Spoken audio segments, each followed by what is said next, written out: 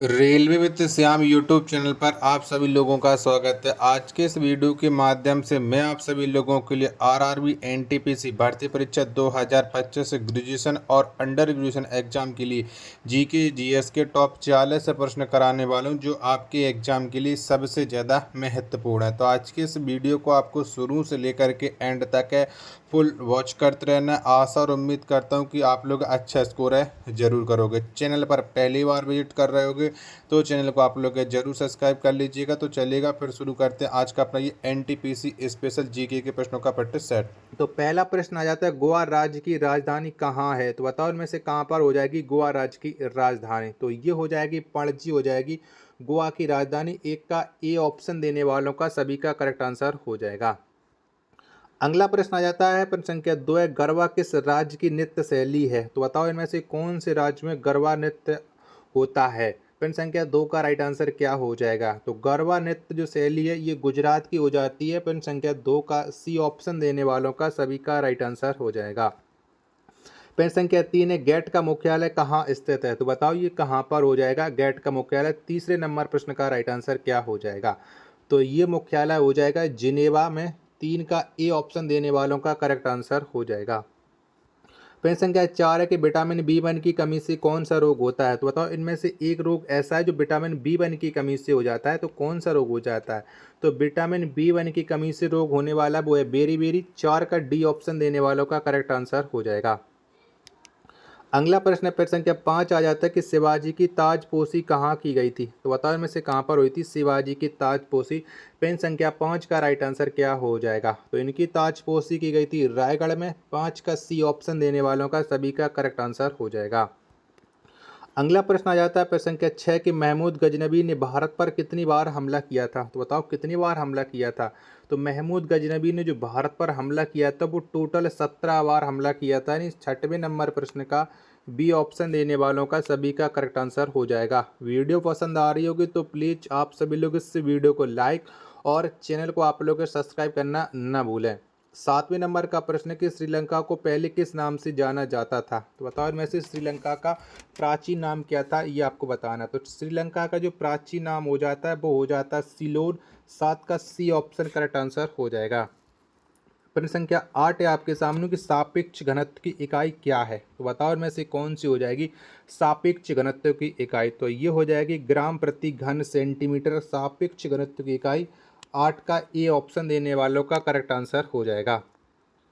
Next प्रश्न पर संख्या 9 आ जाता है कि भारत किस वर्ष संयुक्त राष्ट्र से जुड़ा? तो बताओ इनमें से कब है भारत संयुक्त राष्ट्र से जुड़ा था? 9वें नंबर प्रश्न का राइट आंसर क्या हो जाएगा? तो भारत संयुक्त राष्ट्र से जुड़ा था, ये 1945 में जुड़ा था।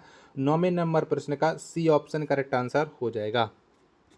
अगला प्रश्न आ जाता है, प्रश्न संख्या 10 है, भारतीय रिजर्व बैंक का राष्ट्रीयकरण किस वर्ष से हुआ था? तो बताओ कब किया गया था भारतीय रिजर्व बैंक का राष्ट्रीयकरण?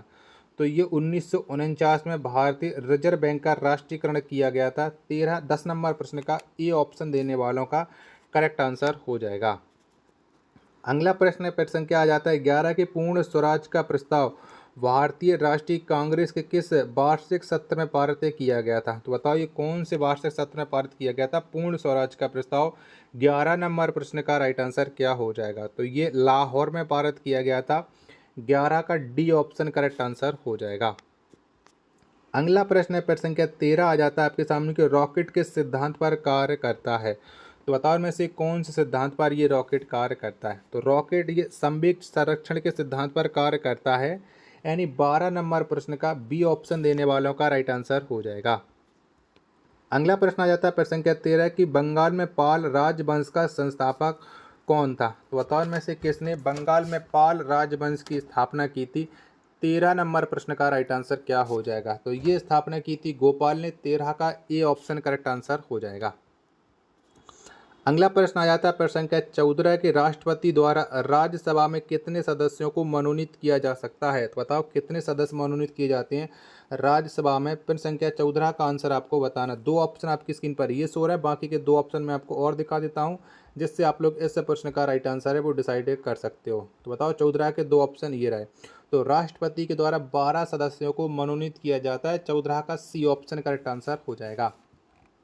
अगला प्रश्न संख्या 15 आ जाता है आपके सामने कि इजराइल की मुद्रा क्या है। तो बताओ इनमें से कौन सी हो जाएगी इजराइल की मुद्रा। तो शेकेल ये इजराइल की मुद्रा हो जाती है। 15 नंबर प्रश्न का डी ऑप्शन देने वालों का राइट आंसर हो जाएगा। 16 नंबर का प्रश्न आ जाता है कि प्रसिद्ध पवित्र हिंदू तीर्थ स्थान अमरनाथ की किस राज्य में स्थित है। तो बताओ जो अमरनाथ की गुफा है वो कौन से राज्य में स्थित है और ये प्रसिद्ध पवित्र स्थान है हिंदू धर्म का। तो ये गुफा हो जाती है जम्मू कश्मीर में स्थित। 16 का ए ऑप्शन देने वालों का राइट आंसर हो जाएगा। 17 नंबर का प्रश्न आ जाता है कि रसोई घर में इस्तेमाल होने वाले नमक का रासायनिक नाम क्या है। तो बताओ कौन सा नमक है नमक जो हमारे घरों में इस्तेमाल होता है उसका रासायनिक नाम क्या है। तो इसका रासायनिक नाम हो जाता है सोडियम क्लोराइड। 17 नंबर प्रश्न का सी ऑप्शन देने वालों का करेक्ट आंसर हो जाएगा।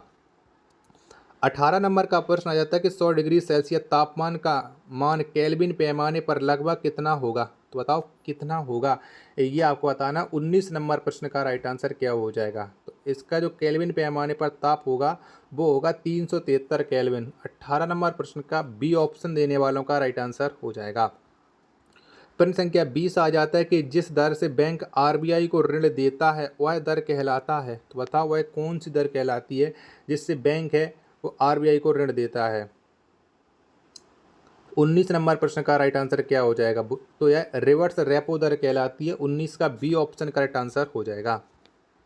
प्रश्न संख्या 20 आ जाता है कि चिराव वांस नृत्य किस राज्य से संबंधित है। तो बताओ इस नृत्य का संबंध कौन से राज्य से चिराव वांस नृत्य का। 20 नंबर प्रश्न का राइट आंसर क्या हो जाएगा। तो इसका संबंध हो जाता है मिजोरम से। 20 का डी ऑप्शन करेक्ट आंसर हो जाएगा। 21 नंबर का प्रश्न आ जाता है कि संयुक्त राष्ट्र संघ महासभा का कार्यालय कहाँ स्थित है। तो बताओ ये कहाँ पर हो जाएगा। 21 नंबर प्रश्न का राइट आंसर आपको देना है। तो संयुक्त राष्ट्र महासभा का कार्यालय ये न्यूयॉर्क में हो जाएगा। 21 का ए ऑप्शन करेक्ट आंसर हो जाएगा। प्रश्न संख्या 22 आ जाता है कि सतपुड़ा एवं बिंद के बीच बहने वाली नदी कौन सी है। तो बताओ इनमें से कौन सी नदी है जो सतपुड़ा एवं विंध्याचल पर्वत के बीच में बहती है। 22 नंबर प्रश्न का राइट आंसर क्या हो जाएगा। तो इस नदी का जो नाम हो जाएगा वो नाम हो जाएगा नर्मदा नदी। 22 का डी ऑप्शन करेक्ट आंसर हो जाएगा। अगर आपको ये वीडियो पसंद आ रही होगी तो प्लीज़ आप सभी लोग इस वीडियो को लाइक और चैनल को आप लोग सब्सक्राइब करना ना भूलें। 23 नंबर का प्रश्न है कि भूकंप की तीव्रता किस यंत्र से मापी जाती है। तो बताओ इनमें से कौन से यंत्र से भूकंप की तीव्रता को हम मापते हैं। तो यह रेक्टर स्केल से मापते हैं। 23 का सी ऑप्शन करेक्ट आंसर हो जाएगा। 24 नंबर का प्रश्न आ जाता है कि रंगास्वामी कप किस खेल से संबंधित है। तो बताओ इनमें से कौन से खेल से ये रंगास्वामी कप का संबंध हो जाता है। तो ये हो जाता है हॉकी से। 24 का बी ऑप्शन करेक्ट आंसर हो जाएगा। प्रश्न संख्या 25 आ जाता है कि भारतीय संविधान का कौन सा अनुच्छेद राष्ट्रपति को सरकार से सूचना प्राप्त करने की शक्ति प्रदान करता है। तो बताओ में से कौन सा अनुच्छेद करता है।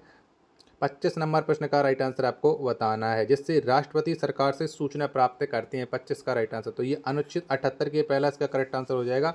25 का ऑप्शन संख्या सी। 26 नंबर का प्रश्न आ जाता है कि भारतीय वित्तीय वर्ष कब से प्रारंभ होता है। तो बताओ कब से प्रारंभ होता है। तो भारतीय जो वित्तीय वर्ष है ये 1 अप्रैल से प्रारंभ होता है। यानी 26 नंबर प्रश्न का डी ऑप्शन करेक्ट आंसर हो जाएगा। अगला प्रश्न आ जाता है प्रश्न संख्या 27 है कि राष्ट्रीय विज्ञान दिवस कब मनाया जाता है।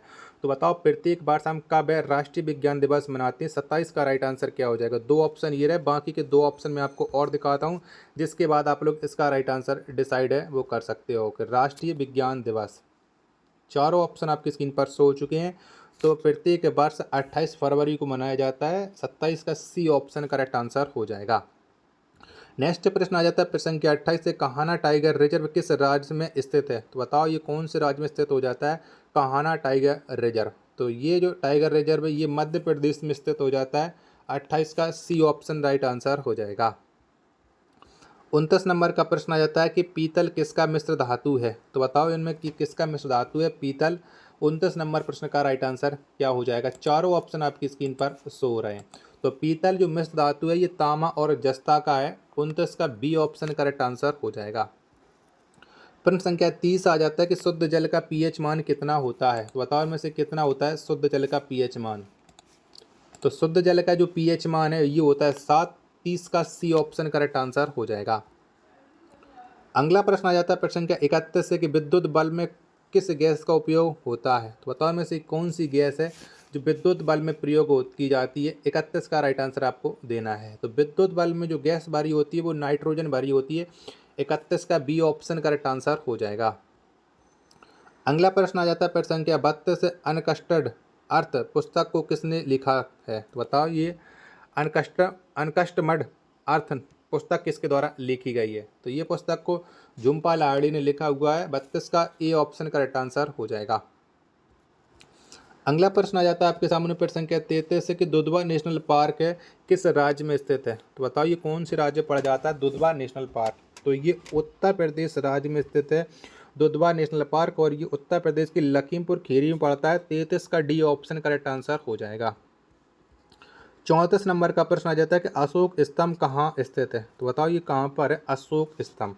तो ये स्थित हो जाता है सारनाथ में। 34 का ए ऑप्शन करेक्ट आंसर हो जाएगा। अगला प्रश्न प्रश्न संख्या 35 आ जाता है कि 3 प्रसिद्ध बौद्ध स्थल रत्नगिरी, ललितगिरी और उदयगिरी किस राज्य में स्थित है? तो बताओ ये कौन से राज्य में स्थित हो जाती हैं? 35 नंबर प्रश्न का राइट आंसर क्या हो जाएगा? तो तीनों ये स्थल हैं उड़ीसा में हो जाती हैं। 35 का बी ऑप्शन करेक्ट आंसर हो जाएगा। 36 नंबर का प्रश्न आ जाता है कि डबोलिम हवाई अड्डा कहाँ स्थित है? तो बताओ ये कहाँ पर पड़ता है ये डबोलिम हवाई अड्डा? तो ये गोवा राज्य में स्थित हो जाता है। 36 का बी ऑप्शन करेक्ट आंसर हो जाएगा।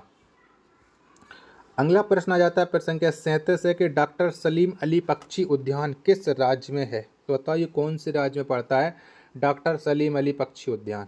तो ये पड़ता है गोवा राज्य में। 37 का ए ऑप्शन करेक्ट आंसर हो जाएगा। अगला प्रश्न है प्रश्न संख्या 38 आ जाता है कि प्रथम विश्व युद्ध की अवधि क्या थी?